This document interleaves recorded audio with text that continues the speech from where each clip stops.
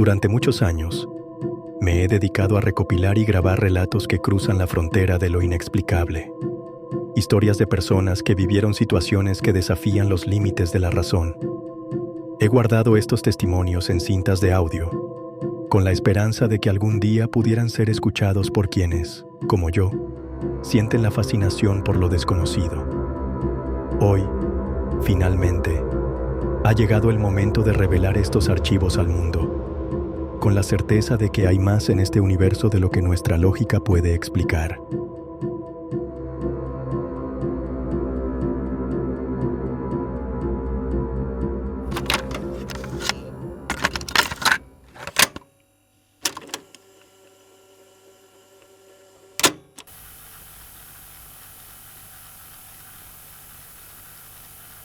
Archivo número 145. El siguiente testimonio fue clasificado inicialmente como ficción, pero ciertas coincidencias con registros históricos no públicos han impedido su descarte total. Por protocolo, se conserva como material de observación. Escúchelo bajo su propio criterio, porque si lo que dice este archivo es cierto, entonces él podría estar en cualquier época, incluso ahora.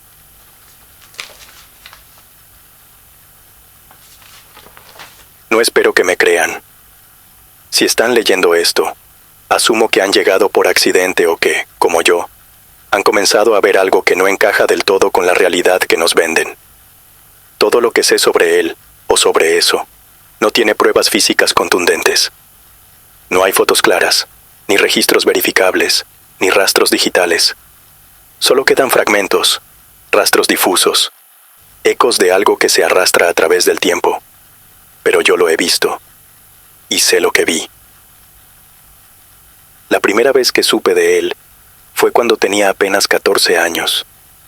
Estábamos limpiando el altillo de la antigua casa de mi abuelo, en la región montañosa de Trento, al norte de Italia. Entre cajas polvorientas, libros encuadernados en cuero y herramientas oxidadas, encontramos una caja de madera con cierres de bronce. Dentro había cartas, postales y unas cuantas fotografías en blanco y negro. Mi abuelo, con sus manos temblorosas, me mostró una de esas fotos con un gesto que oscilaba entre el orgullo y el temor. «Mira esta foto», dijo. Era de 1932, tomada en el pueblo de Mezzano. La imagen mostraba a un grupo de aldeanos posando frente a la iglesia después de una procesión. Hombres con sombreros de ala ancha, mujeres con pañuelos en la cabeza, niños con zapatos demasiado grandes.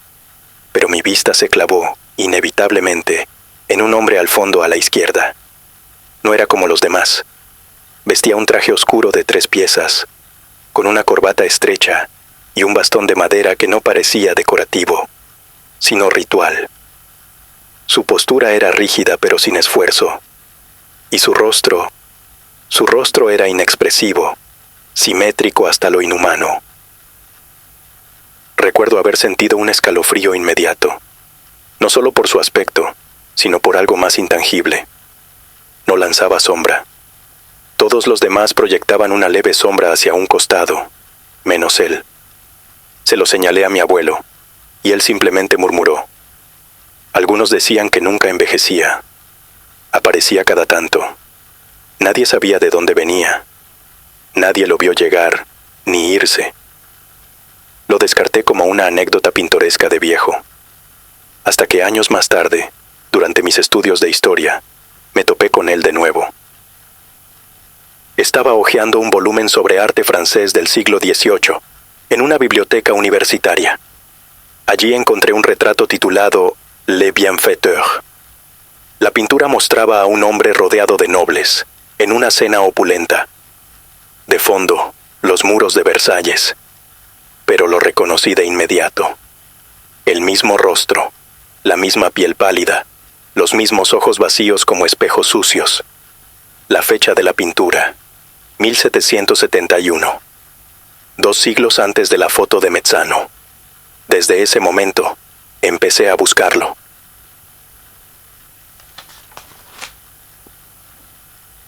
vi en una fotografía victoriana de un funeral en Londres, a mediados de 1800.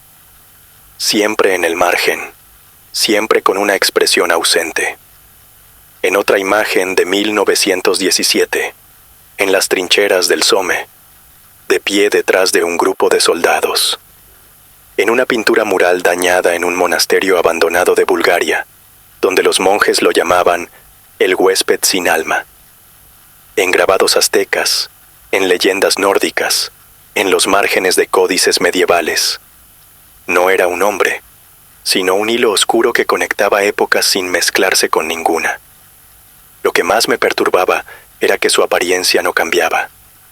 Ningún envejecimiento, ninguna diferencia en la mirada. El mundo giraba, caían imperios, nacían religiones, pero él permanecía como una constante burlona. Lo supe con certeza cuando encontré la carta. Fue en Praga, en 2014. Había viajado por una conferencia de archivistas históricos. En una de las calles adoquinadas del barrio antiguo, entré en una librería diminuta donde todo olía a polvo y madera vieja. Compré un volumen sin título, encuadernado en cuero negro.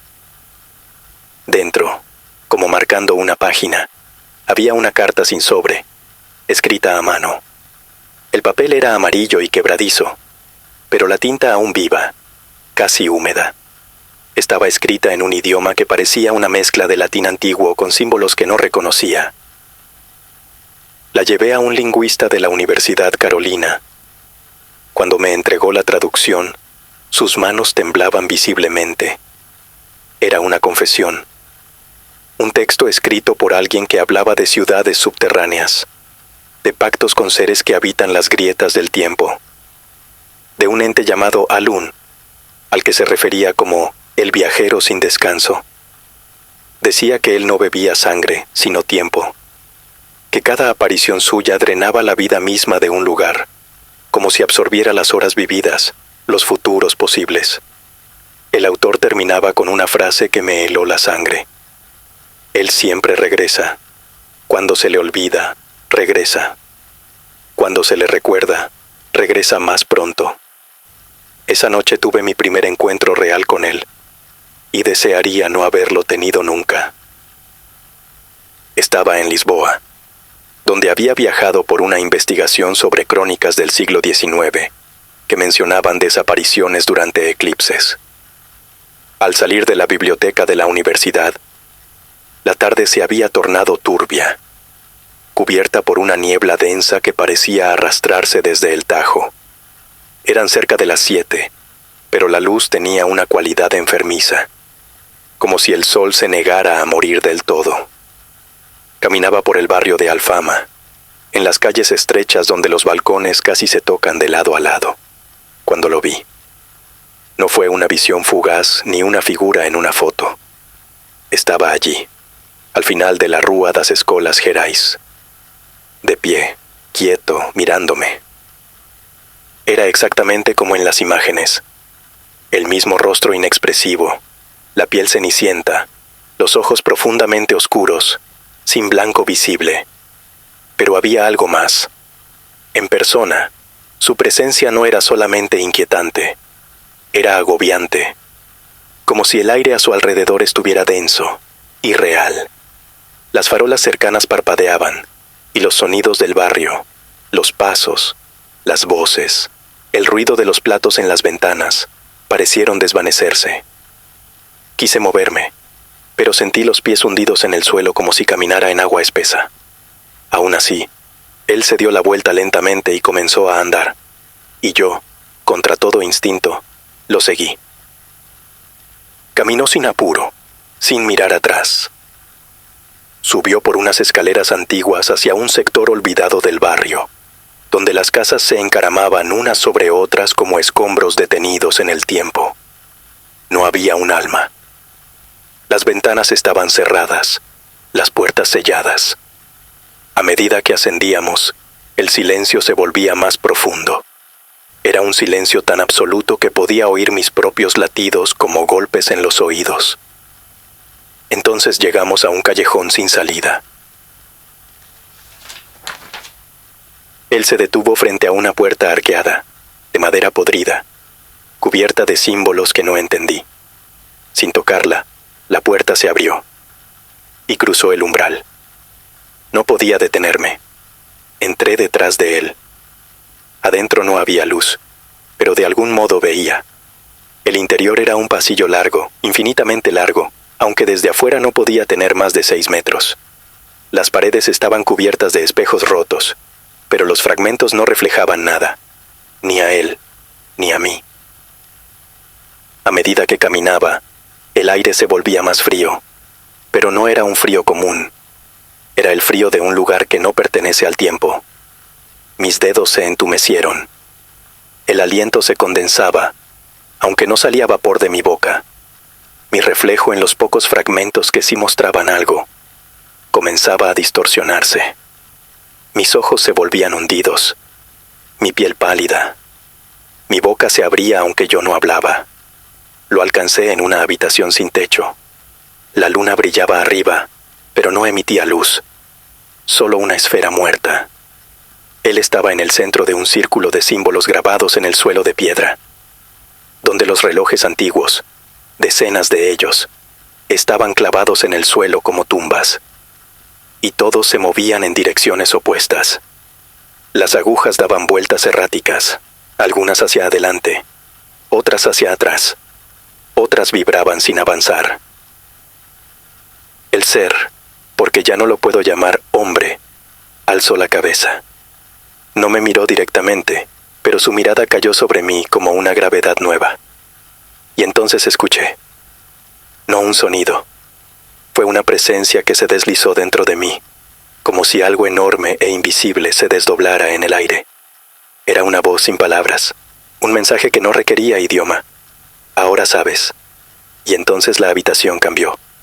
No físicamente. No era una ilusión. Era una transición.